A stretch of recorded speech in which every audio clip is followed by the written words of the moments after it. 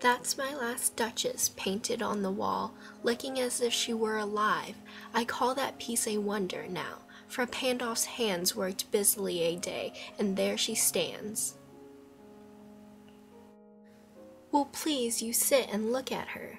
I said for Pandolf by design, for never read strangers like that you pictured countenance.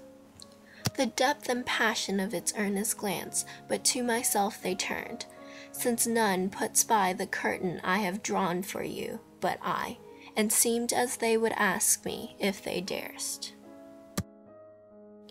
How such a glance came there, so, not the first are you to turn and ask thus, Sir, 'twas not her husband's presence only called that spot of joy into the Duchess's cheek, perhaps Fra Pandolf chanced to say.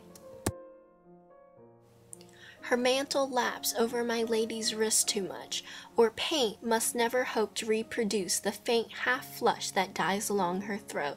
Such stuff was courtesy, she thought, and cause enough for calling up that spot of joy. She had a heart, how shall I say, too soon made glad, too easily impressed. She liked whatever she looked on, and her looks went everywhere. Sir, 'twas all one. My favor at her breast, the dropping of the daylight in the west. The bough of cherries some officious fool broke into the orchard for her. The white mule she rode with round the terrace, all and each would draw from her alike the approving speech, or blush at least. She thanked men, good, but thanked somehow, I know not how, as if she ranked my gift of a 900-years-old name with anybody's gift, who'd stoop to blame this sort of trifling.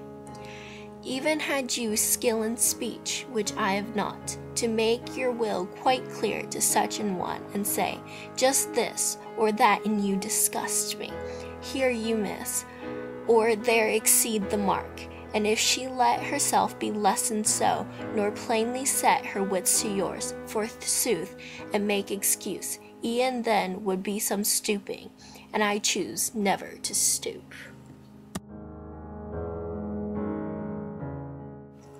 Oh, sir, she smiled, no doubt, whenever I passed her, but who passed without much the same smile? This grew, I gave commands, then all smiles stopped together. There she stands, as if alive. Will's please you rise, we'll meet the company below then, I repeat.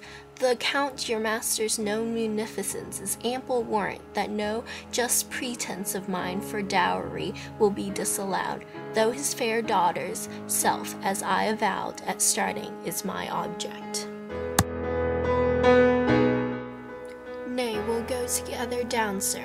Notice Neptune, though, taming a seahorse, thought a rarity, which cause of Innsbruck cast in bronze of me.